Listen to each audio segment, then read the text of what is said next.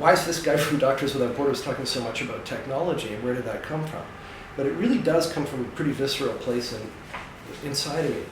It's because we used to, when I started this work, it was before the internet, before cell phones. I used to be stuck in places where literally 1, 2, 3 months would go by where I couldn't make a phone call. I would be that isolated. No one could in the town.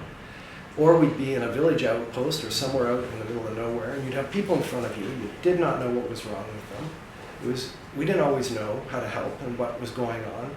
And all we had with us was 2 big heavy textbooks. All we could do was physical textbooks that we could carry. So back in those days, we dreamed up what the internet could be and dreamed up what a simple PDA or a smartphone could do. Is that 98, 99% of what's wrong with people can be digitized.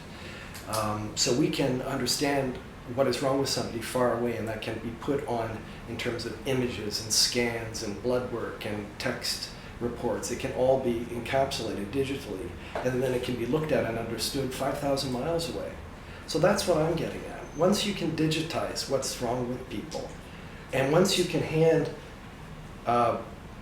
incredible technologies like the internet and cell phones, which are almost ubiquitous now in parts of Africa, that's liberating. That's liberation technology, and that will absolutely bring change. I don't know what change it'll bring. I'm always hopeful that that will impact people in a positive way, that can change, it can give them all the power they need to change their health status, for example. And these aren't my ideas, they go back,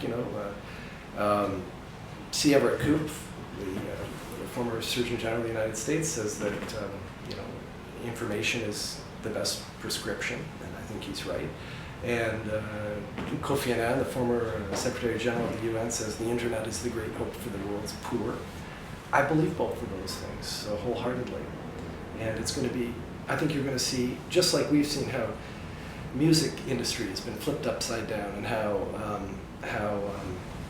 cell phones had flipped upside down. It used to be people thought cell phones were just for diplomats and CEOs, right? And who else would need them, right? And of course, we didn't predict clearly what was going to happen. That's because these technologies are changing the world so quickly that anything is possible.